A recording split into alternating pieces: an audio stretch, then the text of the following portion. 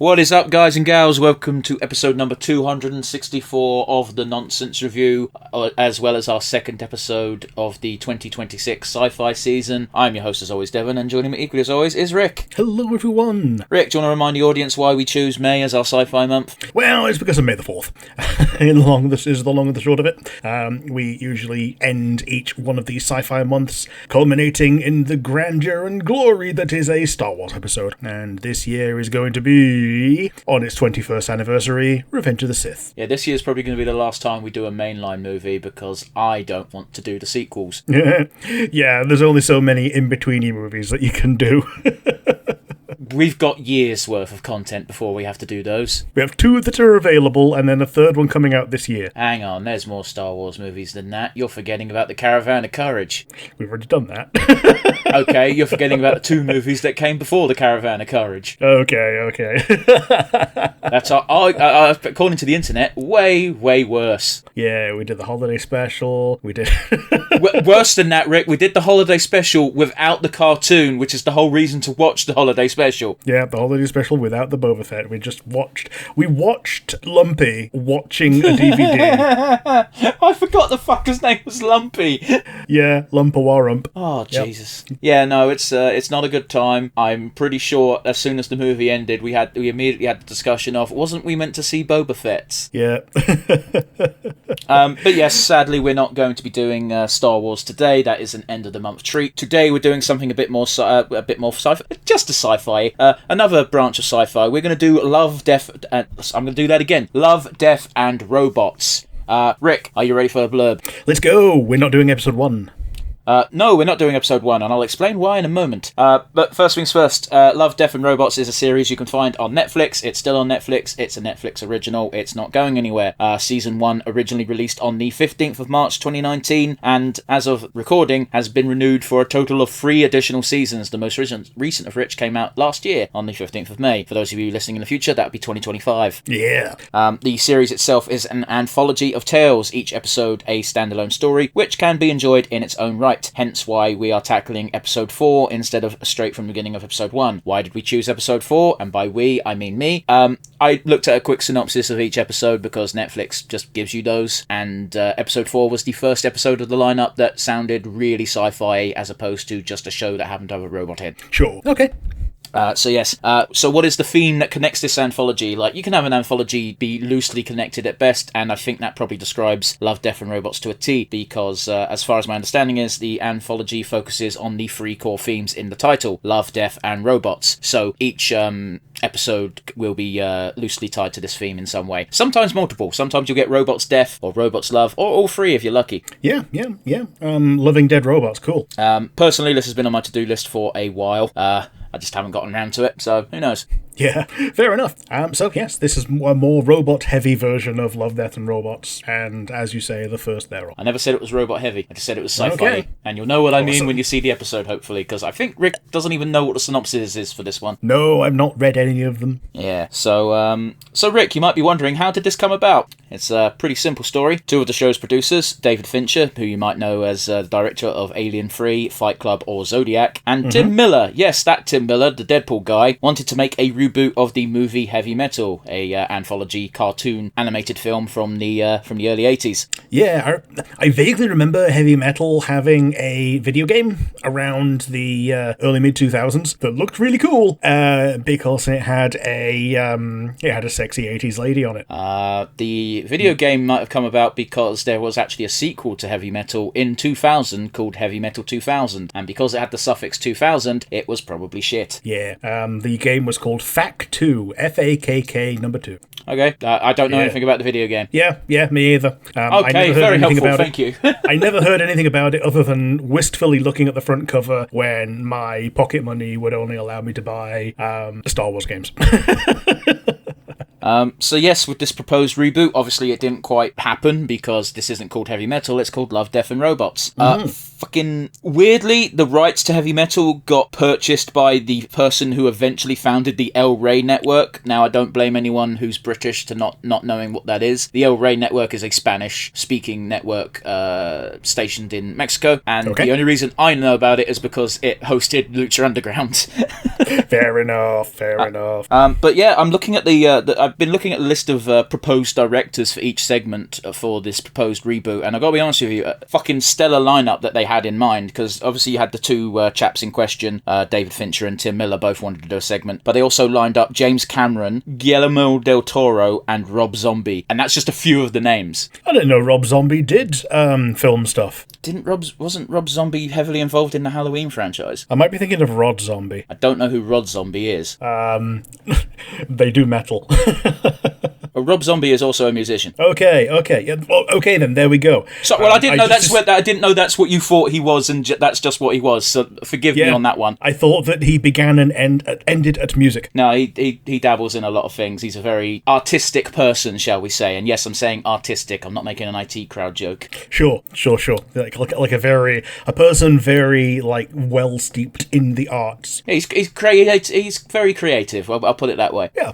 So yeah, the pair in question workshopped this heavy metal reboot before eventually changing their idea from being a movie to a TV show, which anthologies are a pretty decent idea for a TV show. And I've got to be honest with you, Rick, the only reason I bring this up is because there's an amazing exchange between the two that's been documented. I'm going to quote an article from the New York Observer. There, I credited the source and everything. You can look this up, it's 100% true. I believe it was David Fincher of the pair who said when they made the decision, they just went, fuck it, should we just take it to Netflix, because they'll let us do whatever the fuck we want. And I'm hoping that's true. Yeah, well, it's been renewed for however many seasons, so yeah. It doesn't necessarily mean they were allowed to do whatever the fuck they want, though. Oh, yeah, I mean, there's always Netflix-itis, but in a compilation it should be a little bit less pronounced. Literally every single episode in this is standalone, so there is no possible cliffhanger you can put. Everything's a self-contained tale, which is, the core MO of an anthology, really.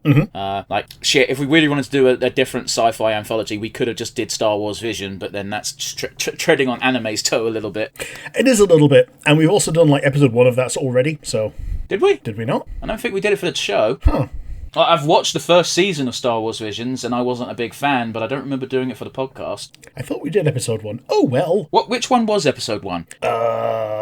Was it the Ronin? I can't remember. Who cares? Anyway, either we have done it or we haven't done it. The episode in question, if we did do it, I don't remember, which means it probably wasn't a very entertaining one to record. Yeah, episode 1 was The Duel, which I think is the Ronin. You got two titles there, Rick. It's the one where the Ronin shows up, and you're led to think, oh man, this guy's a wandering Jedi, and turns out no, he's just a Sith who's less of a shit than the person with the lightsaber umbrella. Okay, again, it's not a good episode. I don't like the only episode from Star Wars Visions I liked was the one where Jabba the Hutt's estranged child decided to start a rock band. Yeah, emo Jabba the Huttling. It was fun. It was a fun episode. Yeah, it was cute. I know it's gonna sound really weird coming from a Star Wars fan, but I'm kind of sick of everyone making OC Jedi. Yeah, I get it. This is from me, who was a Star Wars fan when the fighters were the hotness and not the Jedi, and then the prequels came along, and then it was all Jedi. You're allowed to be wrong. I'm allowed to be old, is what I'm allowed to be. I mean, I'd argue that the lightsaber fights, even in the original trilogy, were a big draw rather than the starships. I'm not saying the starships weren't a factor at all, but... Yeah, they were both a big draw. But you compare the Death Star trench run to the little fight that Obi-Wan and Vader had, and one of them takes up a lot longer in the film. I mean, if you say so, dude, but again, I think the unique drawing factor was, look, old spacemen with laser swords. How did they do that? Anyway, This is a discussion for a different podcast, one where we can actually argue, instead of trying to review a piece of media that definitely doesn't have lightsabers. But yes, says me. Yes, says you. Oh, this episode doesn't have lightsabers. We'll find out. I'm telling you. Okay. Like, I've read the synopsis. If a lightsaber shows up, someone's fucked up. Just saying. Anyway, for those of you who are new to the show, you may not know this, but what we do before we get to the reaction and the review itself is we talk about our weeks and the goings-on in the wide universe. So with that in mind, Rick, how has your week been, buddy? Well, we've been talking about Star Wars, and I'm going to talk about Star Wars some more. I went to a Star Wars concert over the weekend. This was one, it was hosted at the local Odeon that has been gutted and turned into an events venue, and the conductor is someone who's met John Williams in person, and it's a very good opera-based orchestra called Opera North that were doing it. And as usual with this kind of thing, my only criticism is that they were so good and made no mistakes that you didn't know you were just listening to the soundtrack. Oh, so this was another fucking case of they were showing the movie on the screen, were they? This particular one, no. The conductor would turn around and chat a little bit about why he picked this for this concert and what musical themes he hoped to invoke in us. That is a weird complaint to have then, because the last time you had this complaint, it was because you were watching the film on screen and you told me they took out the music and it was provided live, in which case it's like, even then it's like, yeah, but that's what you want. Yeah, you want it to be perfect. But by the same token, it was so perfect that you couldn't tell. But yes, this time round, at least we did know that. Weird man. Yeah. But yeah, sorry, you got like the whole like opera hall style experience. This one obviously has been more recently built, so it's less tried and true than the actual opera hall that's like 2 doors down. But yeah, it was a great experience. I would recommend it to anybody. If it comes to somewhere near you, cool. The other thing that happened... I do find it funny, though, that the pedigree for the conductor is he met John Williams once, therefore... Yeah, well, he told the little story that he was conducting the E.T. orchestra at the time, and he met John Williams and says, man, it's so difficult to get an orchestra full of people together that I both trust and are really good at things. And John Williams says, nah, it's difficult for me too. Okay. Yeah. Oh, that's such a fucking nothing story. Yeah. No, I'm going to go at you. Yeah. It's not your story. You're just sharing someone else's story. But it's like, oh, all right, yeah, cool. You're basically blood brothers. Awesome. Yeah. They also had no Jewel of the Fates because they didn't have a big old freaking choir. Oh, yeah, because, you couldn't still do the musical part. Yeah, they could have done. They did a lot of sequel stuff as well, which doesn't resonate quite as well with me because, I've only seen the sequels once each. But yes. The other thing that I did, though, is that I finished a campaign that we've been doing for about 15 months now, and we ended up talking down the final boss, so I didn't even get the chance to do my bullshit OP build in the final boss because we talked him down. Oh, allow me to play the world's smallest violin. Yeah. But yes, thumbs up to our DM for that, and we had a great time.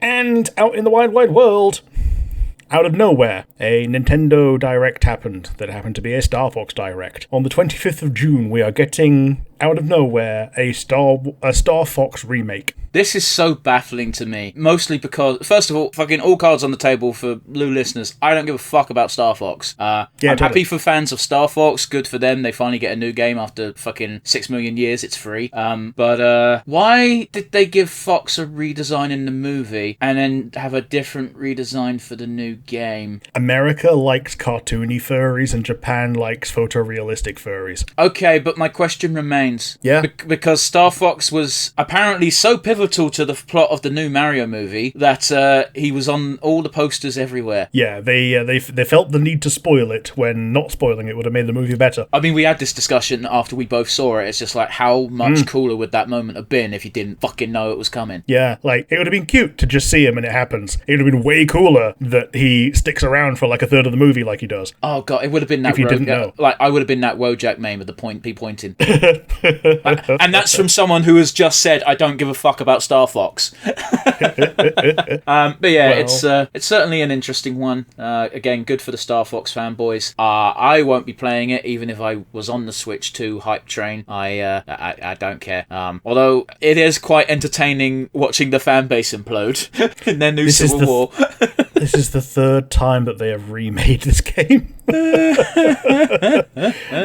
Yeah, they released it once, then they remade it on the 3DS, then they remade it on the Wii U, and now they're remaking it again. It's the same storyline each time. Like, maybe it's because the times that they try to advance the storyline, the world line and the plot, those games don't sell well, so when they rehash the thing that they did the first time, people buy it. I don't fucking know. Here's a bit of a design philosophy for you, is Shigeru Miyamoto himself does not like or understand Star Fox, which means he will pawn it off to whatever studio he thinks he can get away with pawning it off onto. And therefore, if the person in charge of that wing of the studio goes, I really like this version of the game, let's just remake that, that's what's going to happen. Yeah. At least I think it's Star Fox he legendarily hates. I think he's also a bit of a bastard about Metroid, which is why Metroid never gets new games. Yeah. Basically, I think he doesn't give a shit about anything other than Mario. He gives Kirby a... good luck. He'll have to fight fucking what's-his-face. Smash Man. What's his name? Fuck. I forget his name on the top of my head. Oh, no, Smash Man. Oh, Smash Man. Oh, it's not Sakurai. a Y, that's the... Yeah, Sakurai, there you go, Sakurai. Yeah, good luck fighting Sakurai, because he's about the only person left in Nintendo who's got about the same amount of clout, if not more, than Miyamoto. Yeah, because Gunpei Yokoi obviously passed away a long time ago. He was the one that did the Game Boy Marios, and because he didn't like Shiggy, that's why he made the Game Boy Marios just swerve into Wario instead. Yeah, but at the same time, Super Mario Land 2, the 6 Golden Coins, is the best Mario game. Fight me. Yeah. I fucking love that game, and that final boss is hard, and I never beat it as a kid. I needed save states as an adult.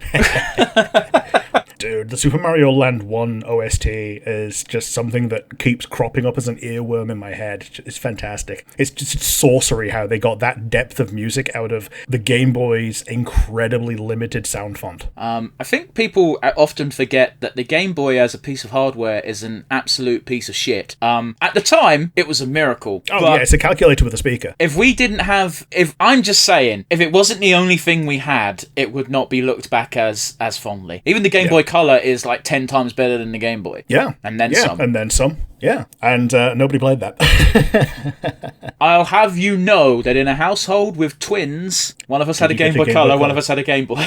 Okay. It was like, here's the new thing. They've finally got a Game Boy each, so they can stop fucking arguing. Oh, fuck, the Game Boy Color is way better than the Game Boy. This has caused new problems. Yeah. So did you then leapfrog into one of you getting a Game Boy Advance? Here's the thing, is my brother actually grew out of video games. Sure. So it turned out that we got to a certain age and it's like, only I had video games. Like, he could play them because I wasn't a bitch about it, but it's like, no, the thing was bought for me because I'm the one who uses it. Yeah. And the last thing out in the world is that Neverness to Everness, which is a new... Yes, there's that as well. It's a new gacha game that is one with a high production values. I don't care how high production values are. It's a gacha game. It's evil. Yeah. Stop promoting it on our podcast. It looked good until turns out that it was full of AI slop, and then Iron Mouse withdrew her brand deal with them. And in response, they replaced the AI slop with additional AI slop, hoping nobody would notice. I mean, I don't know what you want me to say, Rick, because, like, again, it already started on bad footing by being a gacha game, and now you're like, oh, cool, 95% of the assets are AI. That doesn't help. I don't like AI either. Not most of the assets. It's just stuff like posters and stuff. But yeah, the characters, the model of the world, those are all made. But it's just like they put up posters and stuff and just filled the world with AI slop shit. But the amount of money gacha games make, the amount of money you'd have to have in the first place to get a deal with Iron Mouse, because let's be honest, she's not a nobody. Yeah. They have the funds to just pay people to make that stuff for them. They didn't need to do this. Anyway, like I said, it's just shit upon shit, because I don't like gacha games. AI can die in a fire. Generative AI I'm talking about. Obviously, I'm not a fucking donut, but I shouldn't have to make that distinction, but pro-AI people are really fucking weird when you say AI can go die in a fire. They're like, oh, so I guess you don't like video games then, because they have AI. It's like, that's clearly not what we're talking about, you dipshits. Yeah. We're not talking about behavioural patterns of bot characters. I guess you don't want to find a cure for cancer because AI is being used to help with that. And it's like, that's great, that's wonderful. I'm talking about your shit drawings with massive tits leaking goo. You don't need AI for that. It takes up so much time and resources that you don't need to waste. And also it steals, which is also a point that people seem to forget. However, on the plus side, which is also on the go on. Mouse. Oh, it's on the Iron Mouse tangent. She's now able to use a treadmill. Oh, wow, that is a big leap, because as far as I was aware, she was restrained to either sitting down all day or lying down. Yeah, lying down, sitting down. Yeah, she can now use the treadmill. She can go upstairs, kind of no problem. Going downstairs is a bit more difficult because of the way that her muscles have atrophied over the years, and like her legs just don't work that way anymore. But her biggest thing recently was the fact that she was able to step down from the treadmill without even thinking about it. So that's thumbs up to Mousy. Yeah, that's good. I don't really watch Iron Mouse's content nowadays. I mean, I've never really watched them, but whenever she cropped up and it's like, here's a good thing that's happened to Iron Mouse, I'm like, oh, good for her. She's worked incredibly hard for what she's gotten. And, you know, dealing with that must suck. Yes. Similar, I don't really watch her content very much, but anytime something good happens, I smile from afar. But that's about it for me, my week, and things that have happened to me and things that I've seen. How about you? What have you been? Where have you seen? Apologies, Rick. Unsurprisingly, I did the achievement of the week. Was it fun? Did you wasn't... have to use one of your keys? It's worse than that. I had to emulate the fucking Wii, which is something I'm not interested in. I don't care about the Wii. I think we had this discussion not long ago where I said there's one Wii game I really enjoyed, but I don't feel the need to emulate it. Yeah. But yeah, I'll rip the proverbial band-aid off. The achievement of the week was in Animal Crossing City Folk, which I really like Animal Crossing, Rick. I fucking love Animal Crossing. It's one of my favourite game franchises. I don't like it on the Wii, though. Was this the first one that took away the personality? I don't know what that means. Okay, so in the GameCube one, there were some villagers that fucking hated you. Okay, sure. I don't know what game started that, but like it's meant to be a fun little cutesy game. Why would you have villagers that hate you? Because it emulated the real world. The idea is that, you might want some of those villagers to leave, and when they did, cool, another villager might move in instead. I think that entire philosophy is stupid for what Animal Crossing is meant to be, which is not even remotely real. Yeah, and is this before or after Isabella got introduced? I think this might be the game that last game without her, perhaps, sure. Because I joined this. I don't know. I haven't gotten far enough into the game to actually see if she gets invited to the town. But when you go to the town hall building, you've got Tortimer the tortoise, who no one cares about, and you've got the Pelican sisters, which makes me think that Isabel isn't a factor. Because I think it's the next game that introduces Isabel, because you become the mayor of the town that you move into, and she's the mayor's assistant. Yeah. Okay. So you're just a villager in this one. You're not the mayor or a controlling factor. I think so. I don't know. Again, I didn't play much of it. I played enough to get the achievement. The achievement was to pay off the very first loan from Tom Nook, which, if you know what you're doing, takes about an hour.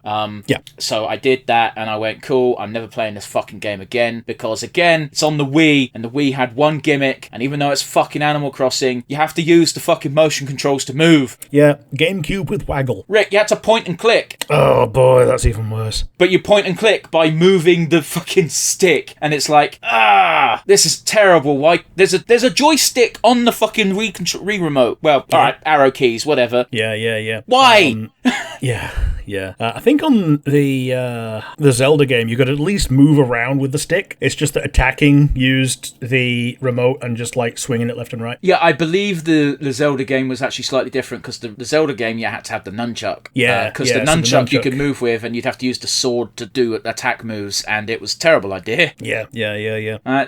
Skyward Sword, you only used the sword, which made it way worse. I don't like forced gimmicks. I'll put it that way. Like, ditto.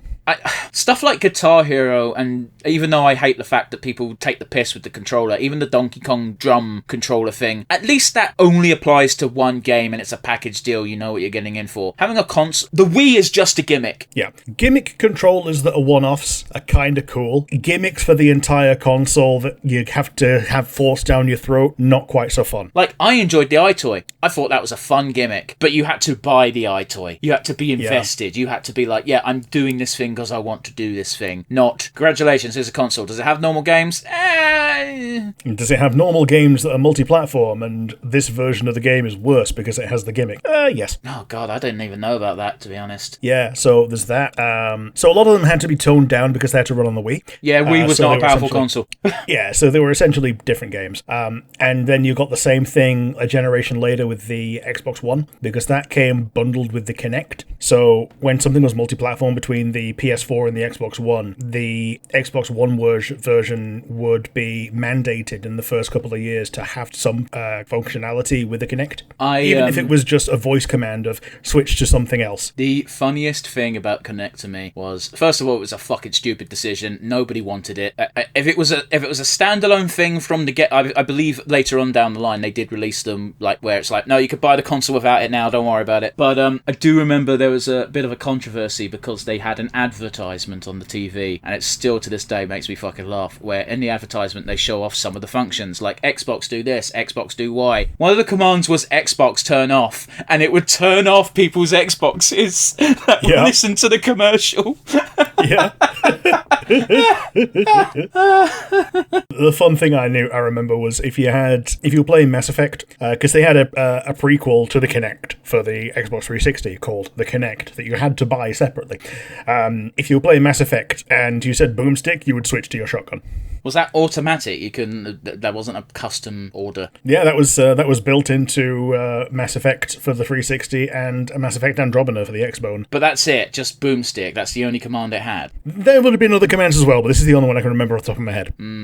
Okay, I'm suspicious, but I won't argue with you. That's dumb. The concept, not you.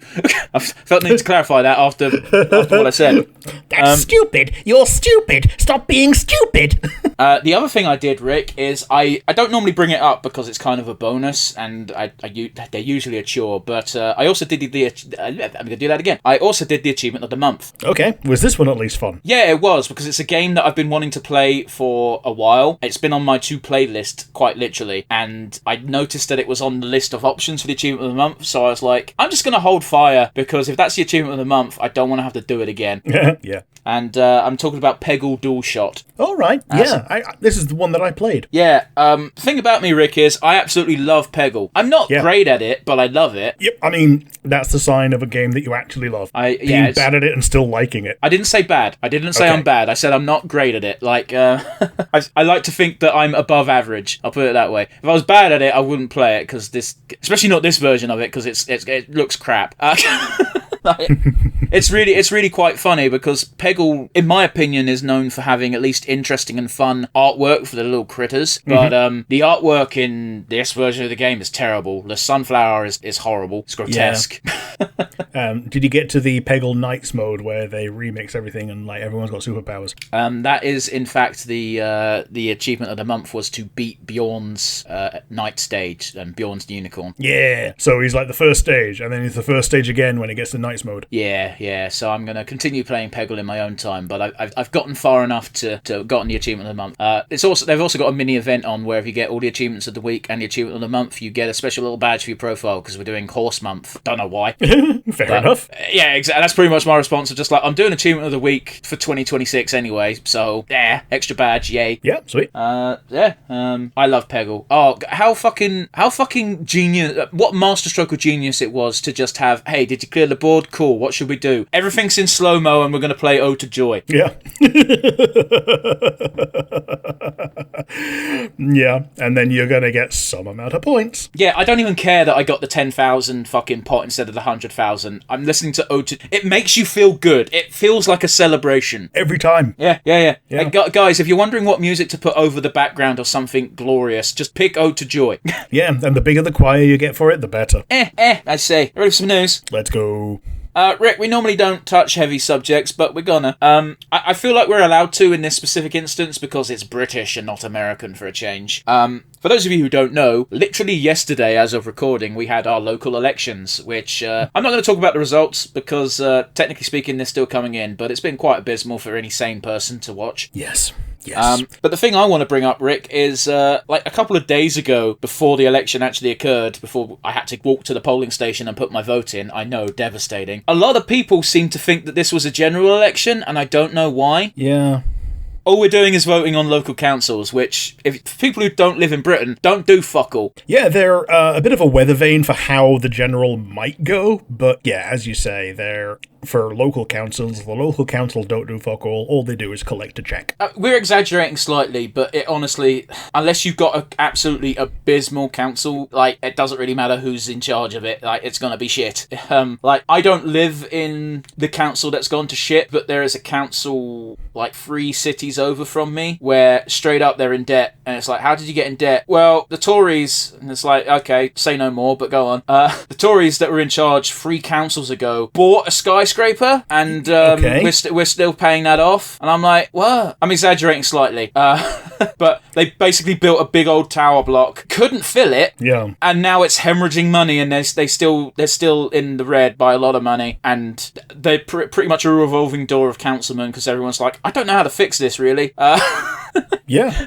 Like, the only way to fix it is to get some magical Christmas land donor to pay it off. Yeah, and you know for a fact that the people who put that block up were the fucking councilman's mate at the time. Yep. But anyway. And so was the banker that gave him the loan for it, so, yeah. No, that bit doesn't quite track. Depends how local the bank was. That doesn't happen anymore. Yeah, we don't have Captain Mannering anymore. I mean, I'm not going to keep my finger on the pulse on it anymore. I won't bring it up next week. I won't bring it up again.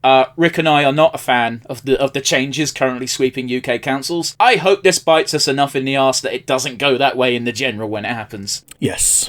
I hope that people come to at least 7 out of 10 of their senses. The thing is, Rick, on my way to work, I've been seeing for the last 2 weeks, I tell you, I shit you not, multiple signs in people's gardens saying Reform UK, and I just shake my head, and I'm like, oh, this is dumb. I'm also not surprised, because I live in a mainly Tory area anyway, and Reform UK is just Tories that are a bit more vocal about their racism. Yeah, Tories that say the quiet part loud. Yeah, I saw one Liberal Democrat sign in the middle of like 3 houses that had Reform UK, and I was like, that's so funny to me, and I don't know why.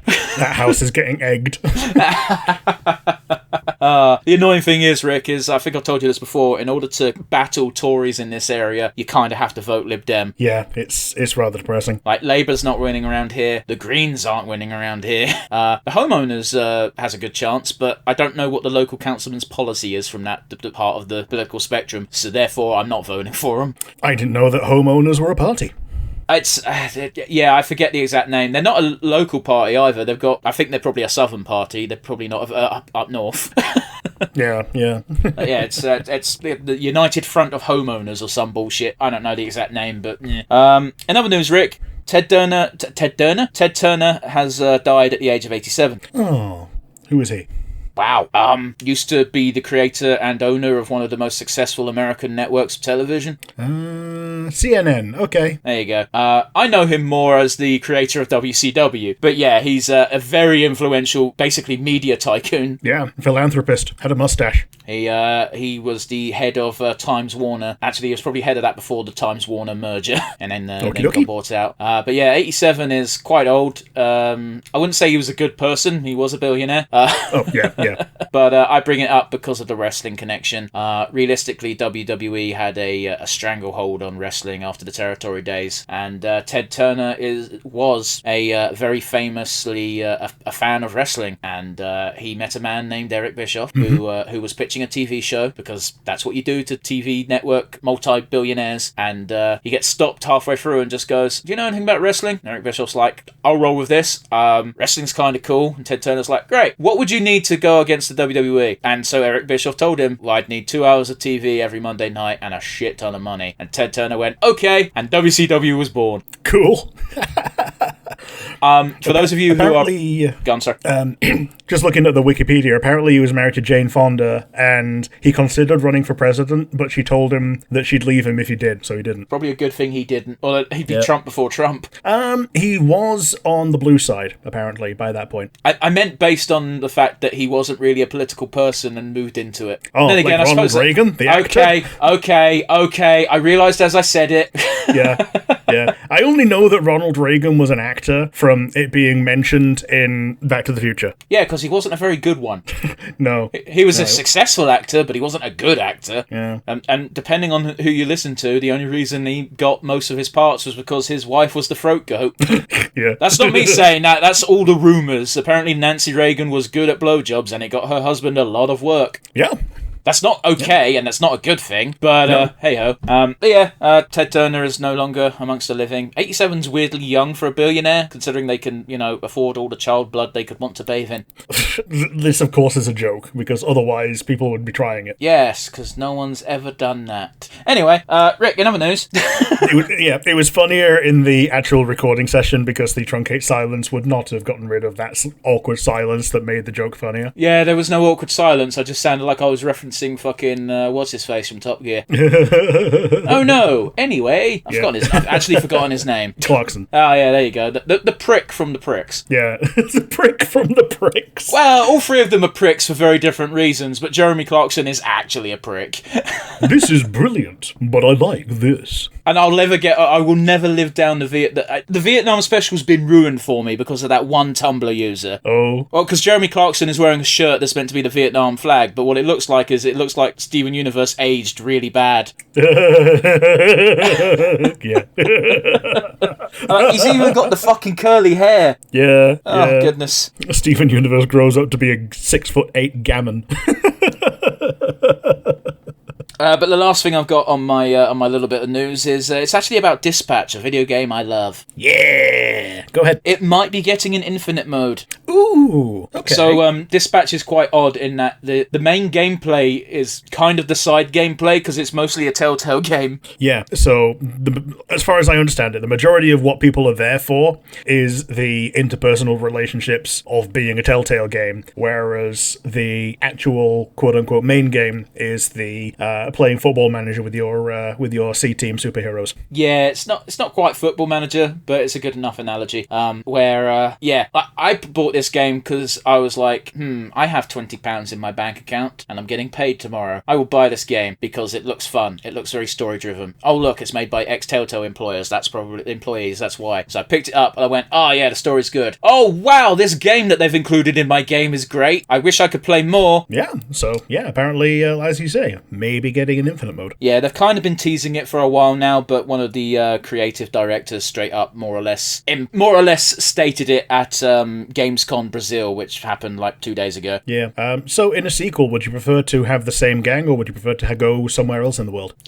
I don't know. Yeah. I think one of the problems will be there are major choices that happen very specifically at the end of the game that will have two distinct routes, and while it's not impossible to follow the same gang with these choices in play, I think it'll be a lot tougher to craft satisfyingly a narrative based around everyone's possible choices. So therefore, the better route would probably be a different gang with either cameos or references to the old route. Because depending on your choices, you can end up with all sorts of things. The main one that isn't a spoiler because you know about it is that you've got the choice between the two main love interests, and those two have got such different personalities that it must affect the main character's own personality to a certain degree. Yeah, gotcha. And the third secret choice of no love interest. It's very hard to get that. Yeah. I've not actively tried to get it because I like both love interests immensely. They did an excellent job, and in fact, I liked some of the not love interests that probably should have been. Look at our last retrospective for elaboration on that. Like in order to get the no love interests, you have to not actively flirt with the flirty drunk person at the very beginning of the game, and then you also have to pick them when you've got the main obvious choice of who to go on a date with, and then at the end of the date you've got to, because only after you've done both of those things do you have the option to go like, listen, I like you, but let's keep this professional, and then that puts you on the no romance option. But at the same time, unless you yourself are not interested in romance, I don't know why you'd pick this. Yeah. Like, even if you're aromantic as fuck and don't really care about seeing romance between other people, it's still a more satisfying story if Robert ends up with someone, in my opinion. I could be wrong on that, and that's fine. Fair enough. Wow, we spoke about Dispatch for way long enough than I expected to. So, well, I mean, you brought it up as getting something more, so cool. Yes. Now everyone bully Rick on Twitter and tell him to play the game. Tee. He doesn't have Twitter, it's fine. I do have Twitter, you don't. Wait, do you use Twitter, though? I go on Twitter. Yeah, Don't so no, use it. no, you don't. Yeah, it's fine. I have a Twitter account to look at things that require a Twitter account to look at. He means porn. Yes. Oh, jeez. Anyway, and on that bombshell, Rick, do you want to remind the audience what we're watching and count us in? We are doing Love, Death, and Robots, available on Netflix, Season 1, Episode 4, Suits. 3, 2, 1, and go. It's so weird not hearing a 1 after the 1. Yeah, Season 1, Episode 4.1.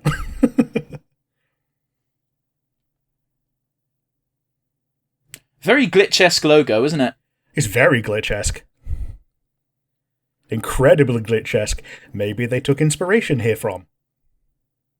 Maybe, like, bear in mind their first majorly popular series was Murder Drones, and it's not a million miles away from this premise, is it? Yeah, and they were signed with Netflix for Digital Circus distribution, which kind of fizzled. I mean, it's got all 7 episodes on there, Rick. I don't know what you want. 8 episodes.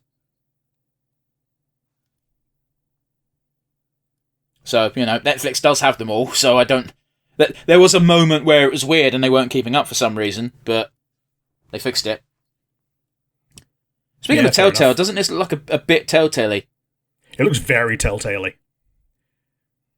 Like, it's got low frame rate, but that's a stylistic choice.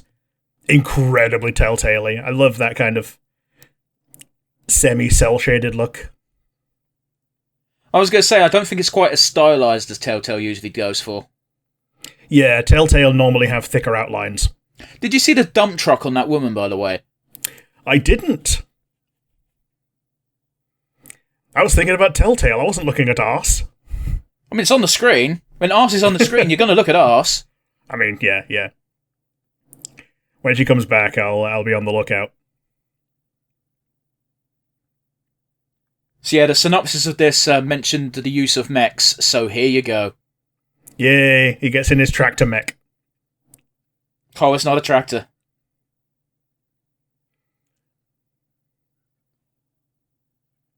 Isn't it a little bit jarring seeing a farmer just hop into a battle droid? Not necessarily. He's got a rear hook on it as well, so... Oh, I'm spoiling things for you. It's a battle droid. Okay.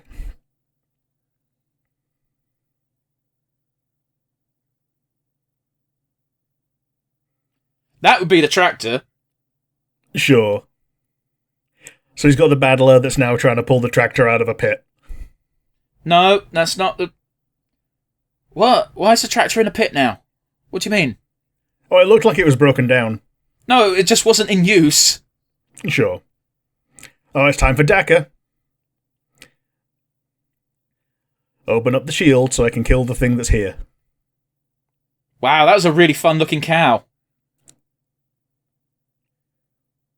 Die, you alien bastard. Wow, that's good trigger control, shooting only one shot on a minigun. Yeah.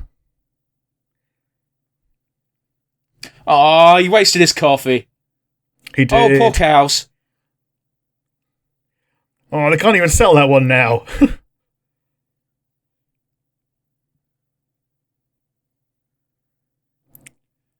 They Poor did not need cows. to be that detailed with the cow death. Is she Gondor calling in calls the for neighbor? aid. Nah, just the farmhand. I think he might be the neighbouring farmer.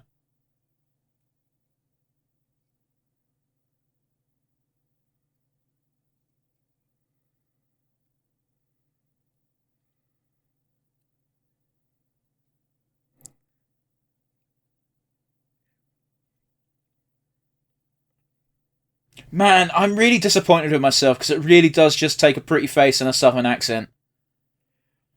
Yeah. Yeah, she was a very nice looking lady. Oh, they got one that lived.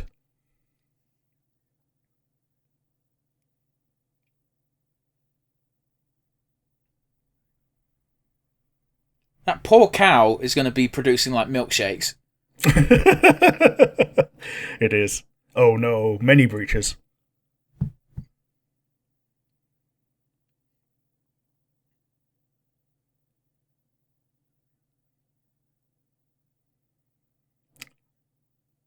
Just put the cow down somewhere where it's least likely to be found.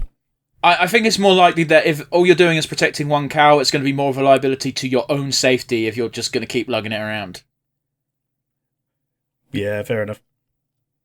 Badass old woman that's just fucking with them. I fucking love that as a concept. Yeah. Oh, she's got a much cooler looking one. She does. Look how many she got! Yeah, she got a lot of them.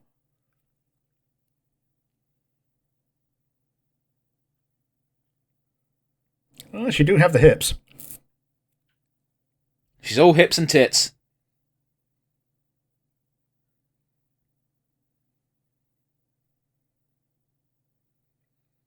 I'm just thinking of a Krieger joke from fucking Archer, and I can't repeat it because it's incredibly rude, but it's so funny.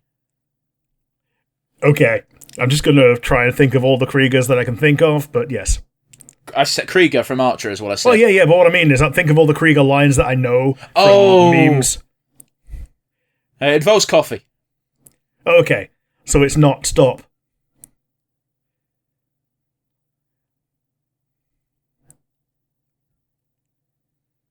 There's only 3 of them. That's quite ballsy. It is.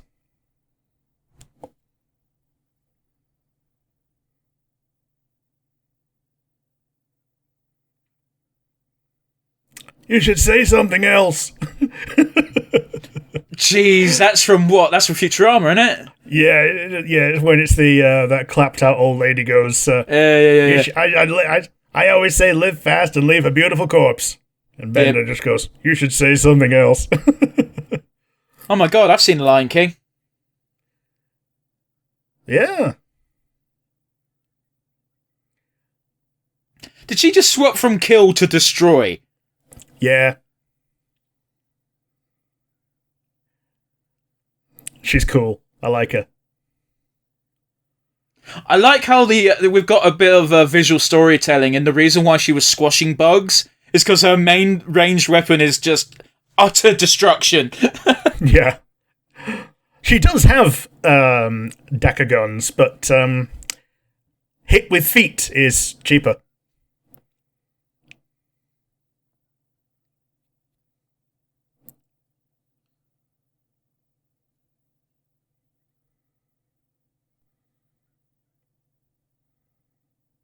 It's a big old laser beam on that thing.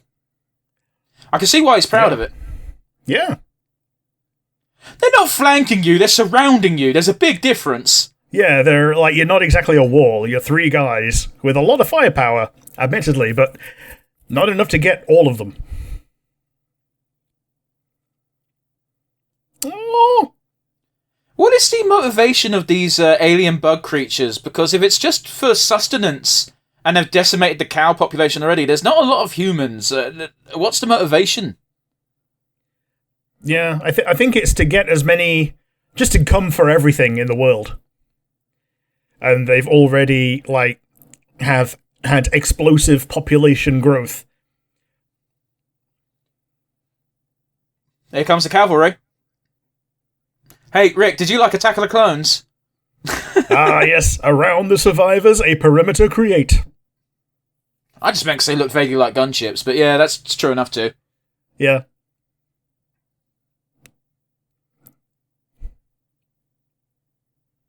Hey, do you guys want to fucking hustle a little bit? Like, the fucking guys getting out of the cars just casually strolling across to the bunker. It's like fucking little bit of hustle. Yeah, it is the time for... Oh, has he been eaten from inside?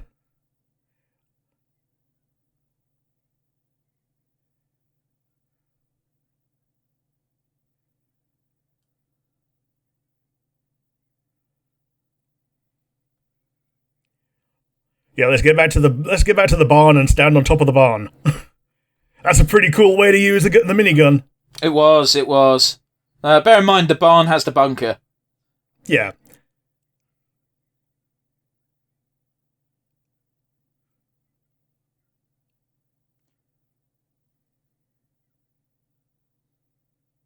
It's one of the better lines to give on your way out, isn't it? Yeah. Just a yeah, of course he wasn't going to leave. Sorry, go on. Just an affirmation of back-to-back badasses, absolute friendship in the face of certain death.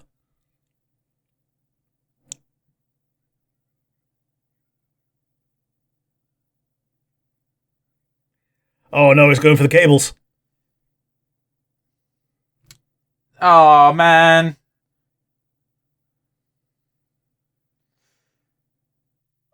Well, as long as they struggle to get through the metal. Oh, never mind. No, they're coming through the glass.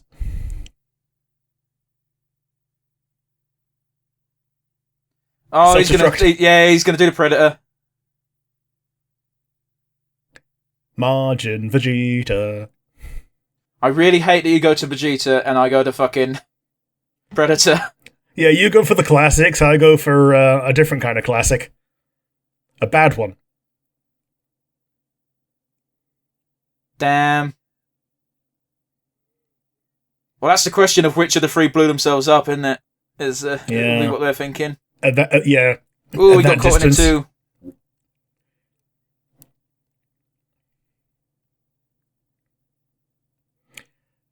No, it's such a heavy moment.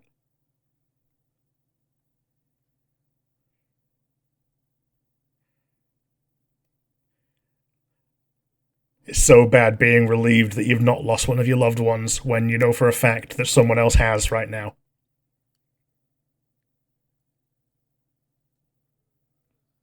That is a big ghoulie. Are we in fucking Cloverfield? Apparently. I'm taking the piss slightly. They are very clearly like knockoff xenomorphs. Yeah. Xenomorph Tyranids.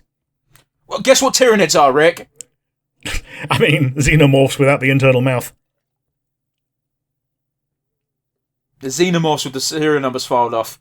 Yeah.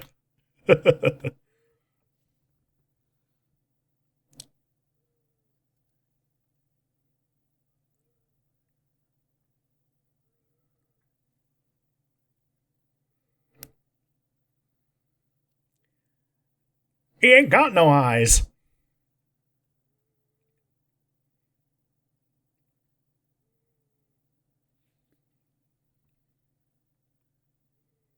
Looks like old lady's still alive then, if she just fired off a rocket. Oh, no, it's turrets.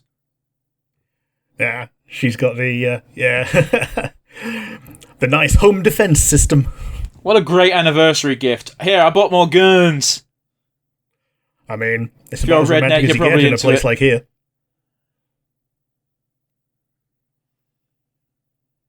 And who did that one? Oh, okay. I mean, did you not hate them enough already? Like, this seems to be a problem that didn't just spawn overnight. Yeah, hey, she is here. Yeah, good old Granny. Oh, that was a great fucking cut. Oh, no. Oh, he's Empire Strikes Back in it.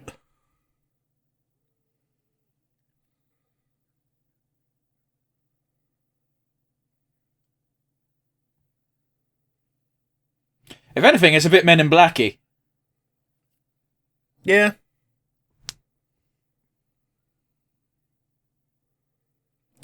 And keeping his mouth open. Great shot, kid. 1 in a million.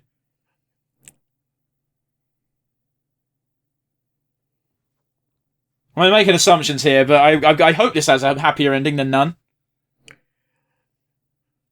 Yeah. Yeah.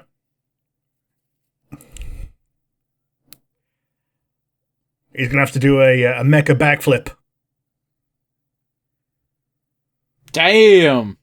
It came out of his ass. I don't think it did. I think it was just, well, okay. Fine, whatever. Meant to feel emotional because that's the cup that was in the cockpit. And all I can think of is they're going to need to boil some more coffee. I mean, saying that, what they need to do is they need to find the hive and just treat it like an ant nest and pour a bunch of fucking boiling water down there. Yeah. Or you could do what those scientists... Hey, she lived! The old lady. Yeah, the old lady lived. She was involved in an explosion in the barn. She was, yeah. Yeah, and he lived too. Oh, he's okay now, yeah. A little bit fucked up.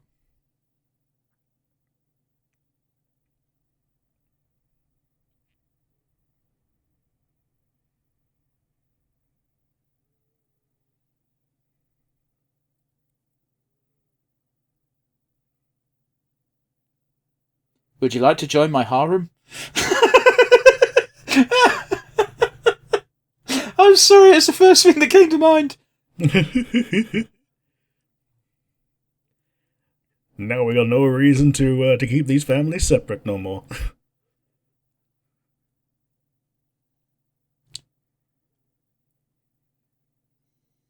Oh, Jesus Christ, so they're just fucked. It's just a matter of time. Yeah. Oh, they're on the moon. Or Saturn, or... They're on a planet, and those little boils that look evil is actually where humanity is concentrated. Do you think they're trying to tell us something? Yeah. Oh, jeez, that was actually quite fun. Yeah. I liked that. Yeah. Like, it was very stylistic, obviously. And just in general, as you say, both fun and, like, had a lot of character. Well, I think you can also get away with being stylistic more for your shot at an anthology slot, really, isn't it? Because it's not like you have to commission an entire series based around it. Yeah, and you can be, like, very experimental with it. Absolutely. In fact, it would be a sin not to, in my opinion. Well, I guess it depends how creative you are, but if you're not a creative person, I don't think you're going to be drawn to a project like this. Yeah, like, if your art style for something like this is very simple, you're going to have to make your story very off the wall for it to fit in a series like this. I mean, I've got the perfect example, Rick, because the most recent anthology we watched, not including this, was when I actually visited you up north. It was the... the Poloni show, yeah. Poloni show? Yeah, the fucking thing by what's-his-face. Used to be Rick Morty. Yeah, it's the Justin Roiland thing.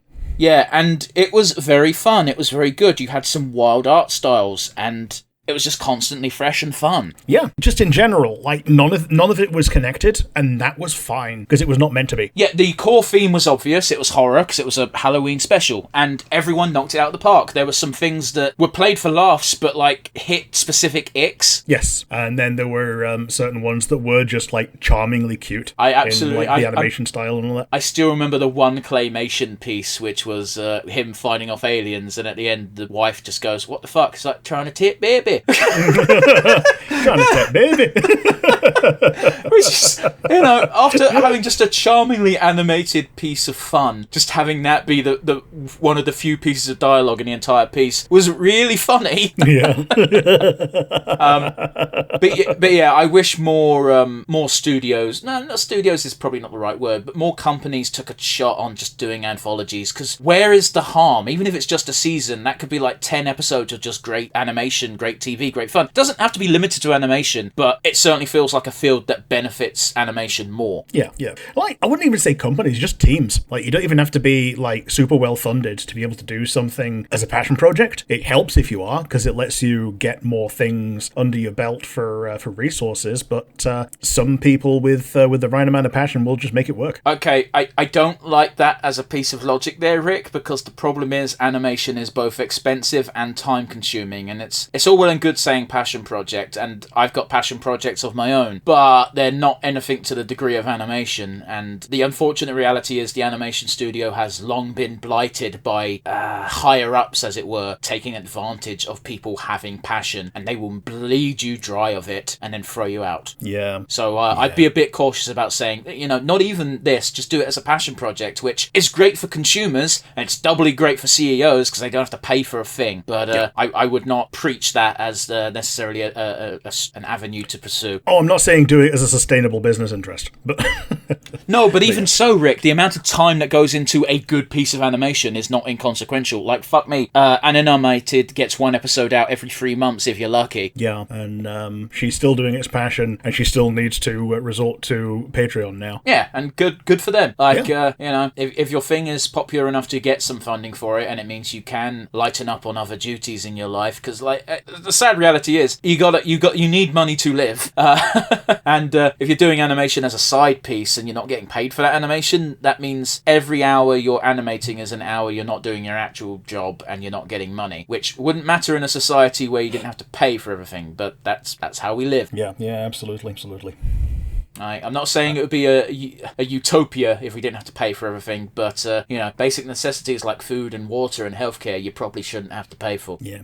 Any further thoughts on what you thought? Yeah, sorry, I was in danger of getting real preachy, wasn't I? That's okay, don't worry about it. It was, like I said, it was a fun show. I enjoyed it. I can't wait to just binge Love, Death and Robots now that we've got it off of our docket, because I'm sure it will be a mixed bag of quality and a mixed bag of stories. I'm sure there'll be some themes that are tackled where I'm just like, I didn't like that. But it's an anthology. It's one and done. It's not too big of a deal. Yeah, like, the unfortunate thing about this is that good things don't stick around. The benefit is that the ones that you're not keen on don't overstay their welcome. But at the same time, I think if you've got the right team for each anthology segment, they know the brief. They know they have to wrap up their story. Like, okay, fair enough. There might be like, well, there's more to this world. What would happen in the future? What would blah, blah, blah, blah, blah, blah. But the story they were telling has been told. Like, the story they were telling today was told. That zoom out of like, by the way, this is predominantly a bug planet. This isn't sustainable. Things will fuck up eventually. There's only so far you can go with that plot, you know? Yeah.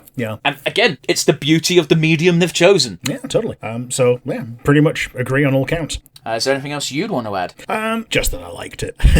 It's an important thing to get across. Yeah, which said before, but yeah, it bears saying again. It was cool, and just like you, this is the kind of thing that I can see myself just adding to my. I'm calling it my rainy day list, but this is the kind of thing that I will probably just sit down and watch. Yeah, Rick's go-to joke is that he had all these rainy day video games and shows to do, and then the world shut down for literally 6 months, and he still didn't touch them.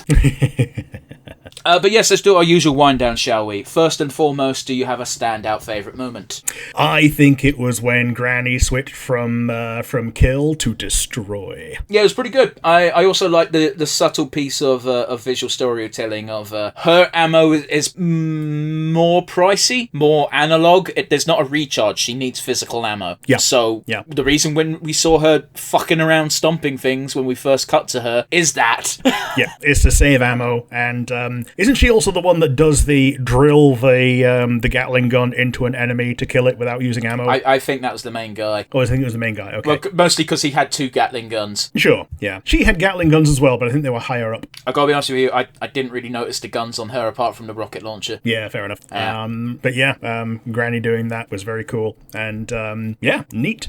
How about you? Do you have a favourite moment? I think my favourite moment was probably the reveal of like, okay, here's the big fucking problem one now, because it is just a bigger one, and a bigger one is a problem even for these mechs. Yeah. It's almost implied that a bigger one's never gotten through before because they really didn't know how to deal with it, which again is a nice piece of storytelling. Yeah, absolutely. So yeah, unfortunately we can't only talk about good things. We are a review. We also like to touch a little bit on perhaps the sour points. So with that in mind, do you have a weakest link for me? It's the fact that the story is doomed to end in failure.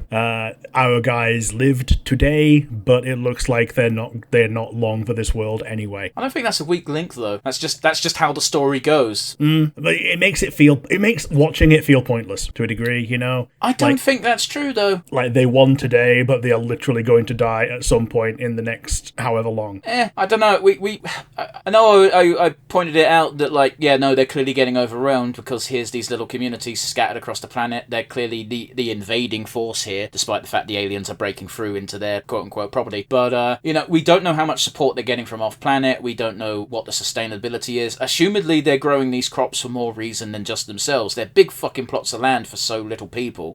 There's a lot to infer here, and I don't think the story even if it does have an inevitable bad end, which I'm inclined to agree with you, it doesn't seem like a long-lived world, as it were. But even if that's the case, that's not a bad thing. That's just the story is shit's rough, it's grim. This isn't even approaching the top 100 of bad fates in 40k. Oh yeah, no, yeah. if you only die in 40k, that's pretty much a good end. Hey, you got lucky. Yeah. Yarrick is doomed to never die, but constantly get punched in the face by Gazgul. Think that over. Yeah. But on that note, do you have a favourite moment? I gotta be honest with you, the heroic self-sacrifice self-sacrifice was a bit limp, as it were, because it was just so telegraphed the moment it was happening. It's not necessarily a bad thing, but it's something I'm not a fan of. They tried to claw it back a bit by having our main character be like, "No, I can save you," and then getting caught in the blast. But it's like, it felt a bit limp. I realise I asked for a favourite mode for a second time, and you gave the correct answer to the question that I didn't ask. I've got to be honest with you, Rick. My brain must have just auto-corrected what you said. Like this part of the show, at least, is incredibly formulaic. Yeah. That was the weakest link. Yeah, I wasn't a fan of the self-sacrifice moment. I really wasn't. Like some things are just cliche. We know things are going to happen like that. Where, like you said, you can see it coming a mile off, and then it happened, and then we go about our day, and then we have to feel sad for the people who have lost that character. Yeah, but again, the only person who was grieving was his wife. Everyone else kind of didn't give a fuck.